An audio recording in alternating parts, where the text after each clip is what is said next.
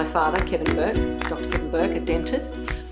He's now 91, but he invented the Myo Munchee back in the 1960s when he was looking at this phenomenon of people in our society with teeth that were falling out of their heads. So we grew up in Maitland, and that's where Dad was a dentist for 50, 60 years. He only retired at 75, 80. So and we lived in a house, a big house. There were 6 of us in our house, and Mum and Dad lived there for 35 years, and that's where all the Myo research went on.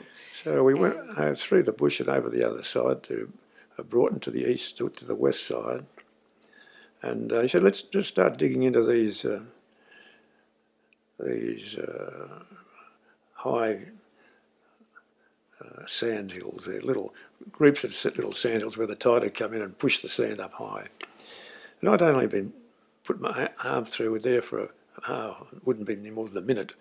And I felt something hard, and I fiddle about there. When I pulled it out, it was a jawbone of a human being. So as soon as I saw it, one thing that struck me was that all the teeth were flat as a board. Whatever they were chewing something that really ground them by their enamel. It was a very busy house, There was a lot of coming and going and a lot of chewing going on in that house.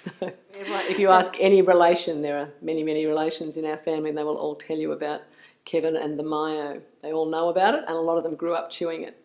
So I had one of these things made, and I said to a guy that used to come in regularly every 6 months or so, he was a bit of a rough diamond, and his gums weren't the best. And I said, look, I'm going to give you one of these. I want you to make sure that you chew it on a daily basis. Start off with a minute or so and then build up for about 3 minutes. And I'll see you in about 2 or 3 weeks. Well, when he came back after 3 weeks and I had a look at his mouth, I couldn't believe the improvement there was in the appearance of the gums. I came to the conclusion, having gained some information there, that little children would be certainly able to do this. So I set about making a small one. So he started using this little device that he developed, and he got produced by a friend of his who knew someone who had a plastics company and managed to make a mould to produce this device. And we started chewing it at home. Now, Dad has 6 children, and we all chewed the Myo. I was one of his younger children, so I was one of the very early users of the Munchee. If he's a mouth breather and thumb sucker, his muscles will not develop as they are meant to develop genetically, and he's on the forward track down as far as oral health is concerned. And Dad was very much about growing the bone, optimising the bony potential to fit the teeth. He very much believed we weren't given teeth that wouldn't fit into our head, and that we needed to look at what was happening that was undermining the system, so that we needed to do that. Well, we were the ones who were always having the brown bread sandwiches. We weren't brought up on white bread and sugary stuff. That wasn't what we were allowed to have at our house. We had cutlet bones, we had to pull the meat off and chew them, and he was all about chewing the bones. It needed a bit of discipline to be able to do that. It's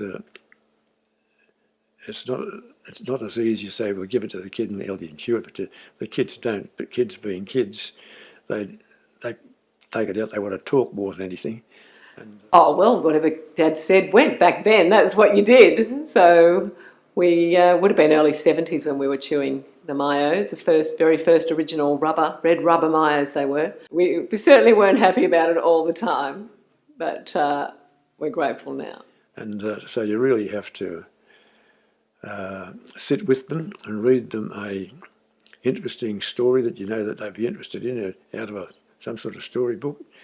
And if they stop chewing, you say, if you stop chewing, I'm not going to keep and continue reading to you.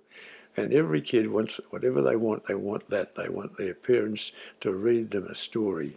That gets them in more than anything. He also has 18 grandchildren, and over the years what he found in both his practice and with his grandchildren was when he got these children chewing the Myo Munchee, it had profound impacts on the way the facial development would go with them. It's been Dad's life work, and he's still very passionate about it now. He still keeps his dental registration so that he's 91, but he still wants to keep his professional identity. The genetic code would be greatly affected by function. In fact, I think there is a study showing that the environment is more important than the body in producing a good quality face.